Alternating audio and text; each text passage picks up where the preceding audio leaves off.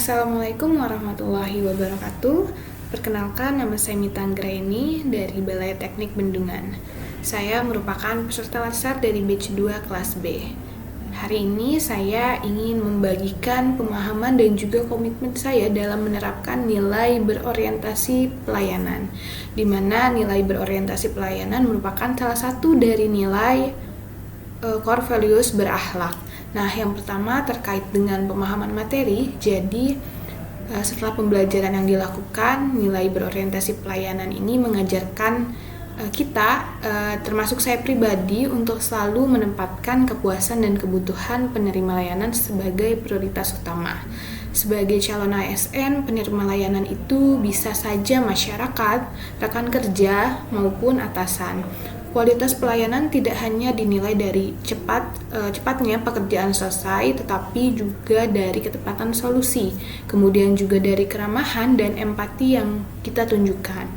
Nah, dari pembelajaran yang saya ikuti di agenda 2 ini, saya mengerti bahwa pelayanan yang berorientasi pada penerima membutuhkan 3 hal penting. Yang pertama adalah mendengar dengan penuh empati, kemudian merespon dengan cepat, dan yang terakhir adalah menyampaikan hasil secara jelas. Tanpa memahami situasi dan kebutuhan penerima layanan, sulit bagi kita memberikan solusi yang tepat. Begitu pula kepercayaan hanya akan muncul jika proses dan hasil layanan kita transparan. Kedua, terkait dengan refleksi diri, sebelum mengikuti pembelajaran ini, saya cenderung melihat pelayanan itu hanya sebagai bagian dari rutinitas saja.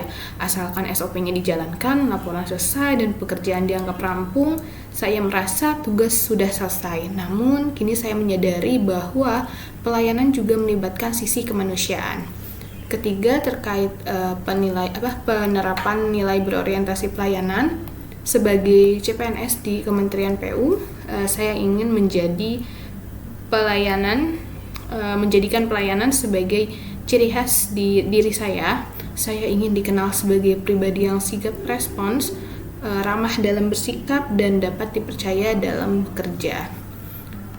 Jadi, saya akan berusaha untuk memulai pelayanan dengan mendengar dan memahami kebutuhan penerima layanan, kemudian memberikan solusi yang tepat, cepat, dan sesuai aturan, menjaga sikap santun dan menghargai setiap orang tanpa membedakan latar belakangnya, serta mengukur keberhasilan layanan dari kepuasan dan kepercayaan yang diberikan penerima layanan.